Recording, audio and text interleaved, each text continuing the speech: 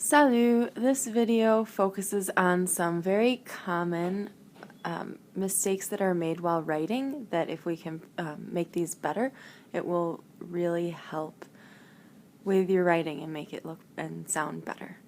So there are 16 of them, so let's get started. Number 1 is super common. It's a verb that we use a lot, and sometimes we make it look like this, and other times we make it look like this. However, remember, the accent is like this for our word très. Number 2 is dealing with the difference between some adjectives and some adverbs. Bien is an adverb, so we use it to describe actions. Je joue bien au foot, for example. Bon is an adjective, so we use these with nouns. So, for example, c'est un bon film. Bon is describing film, so we use the adjective, not the adverb. It's the same with mal and mauvais. Mal is an adverb, so we use it to describe actions. Je joue mal au basket, for example. We're describing how we play, so we use the adverb mal. Where mauvais is an adjective, so we use it to describe nouns. So, for example, c'est une mauvaise chanson. And we made mauvais feminine because chanson is feminine. Number 3 deals with adverbs versus adjectives also. Mieux being the adverb and meilleur being the adjective. So let's look at 2 sentences, one of each. So for mieux, an example is je chante mieux que toi. We're describing singing, which is a verb, so we use mieux, the adverb. Whereas for meilleur, it's an adjective, so we use that to describe a noun. C'est une meilleure chanson. It's a better song. So they both mean better, but one is an adverb and one is an adjective. And here again we make the meilleur agree because it's feminine.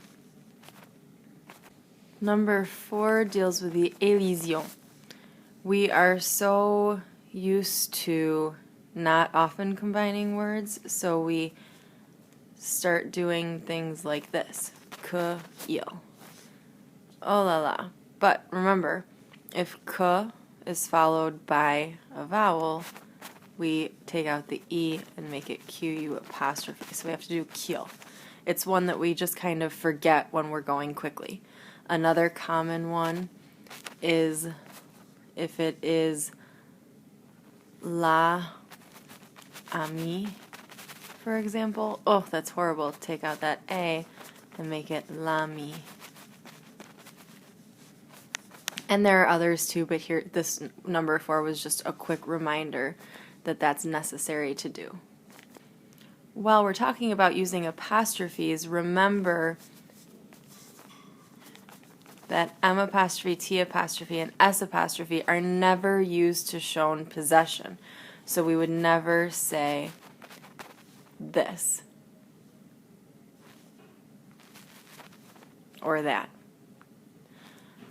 what we do in this situation is we use, if your noun is feminine but starts with a vowel, like ami, so it's feminine but it starts with a vowel, we still use the masculine for my and for your as well. So ton affiche, we use the masculine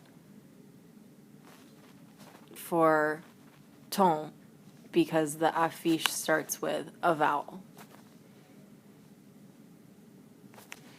While we're at it, let's just talk about all of the my, your, his, our, your, their, etc. Let's first start with my. If it's masculine and singular, we use mon. Feminine and singular, ma. If it is feminine but starts with a vowel, we go back to mon.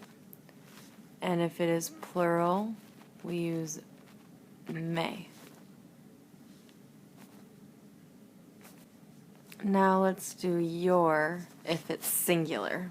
So for something that's masculine and singular, if the your is singular, if you are singular. If it's masculine and singular, we say ton. Feminine and singular, we say ta.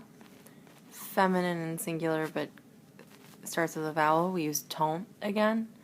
And for plural things, we use te. And remember, these genders, the masculine singular, feminine singular, has nothing to do with who's speaking, but what the object or thing is. If the thing is masculine, if the thing is feminine, if the thing starts with a vowel. That's what we're choosing the gender based off of. Now let's do his, hers, her, or its something. If it is masculine and singular, we use son. Feminine and singular, we use sa. Starts with a vowel and it's feminine, we go back to son. And if it's plural, we use se.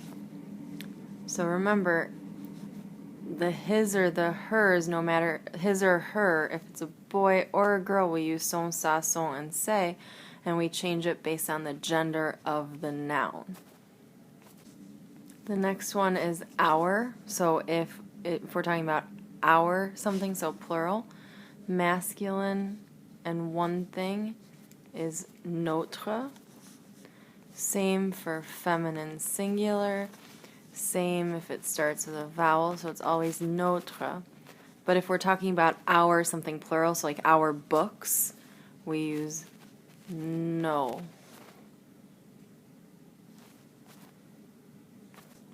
If we're doing your plural, if it's your something masculine, votre.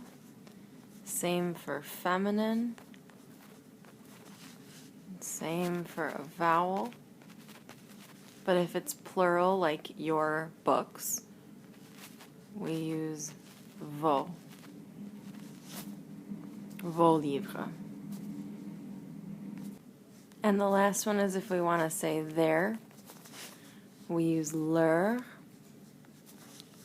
For if it's masculine or feminine or starts with a vowel, singular. But if it's plural, we add an S to this leur. Number 7 deals with contractions of prepositions and articles. We always have to do them. So remember, a plus le is o. A plus le is o with an X. And then de plus le is do. And de plus le is day. Number 8 deals with vocabulary. If you want to say people, we can say les gens or les personne. Okay, however, if you want to talk about the population of a place when you're talking about like people, the people of, for example, we say le peuple, le peuple.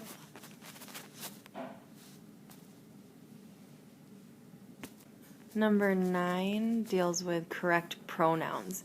If you want to do correct pronouns for people, if you do les gens, the correct pronoun for les gens would be on, like the general you, or depending on the context, you could use il. If you're replacing the word une personne, the word une personne is feminine, so we use elle. And similarly, if we do des personnes, it's feminine but plural, so we replace it with elle. Number 10 seems simple, but it's another one that we frequently forget. Beaucoup has a U here.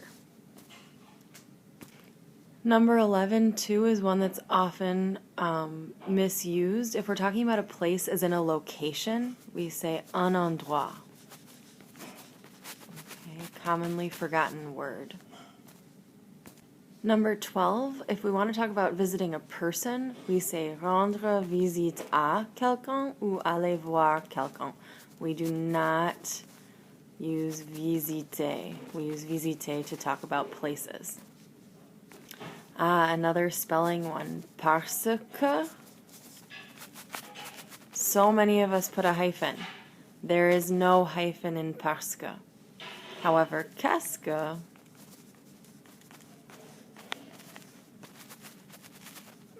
does have a hyphen. Number 14 deals with the difference between parce que and à cause de and grâce à. Because of, and thanks to. Parce que means because, and it's followed by a clause, like a sentence, a complete sentence. So we have je suis fatigué parce que je n'ai pas bien dormi hier soir. À cause de is followed by a noun. It means because of. So, for example, je n'ai pas beaucoup dormi à cause de mes devoirs. I didn't sleep a lot because of my homework. Grâce à is similar to à cause de in that it's followed by a noun, but grâce à has a more positive spin than à cause de. It's more like thanks to. J'ai réussi à l'examen grâce à ton aide. For number 15, let's talk about the difference between il est and c'est. Il est is followed by an adjective, profession, or time, and c'est is followed by a noun, superlative, and date. So let's look at some examples of all of these. Here are some examples with il est intelligent, il est plus an adjective, il est plus a profession, il est avocat, and il est plus the time, il est 9h du matin. Now here are some examples with c'est. C'est un homme intelligent, that's a noun plus an adjective. C'est le meilleur avocat de l'État, that's an example of a superlative. C'est le 21 octobre, the date.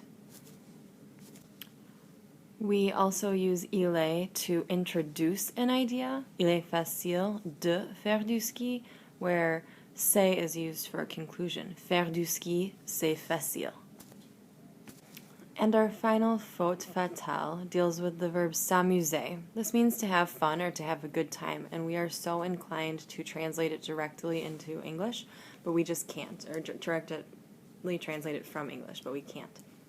It is je m'amuse ou je me suis amusé, present tense and past tense, so get away from translating word for word. So, please ask me if you have any questions.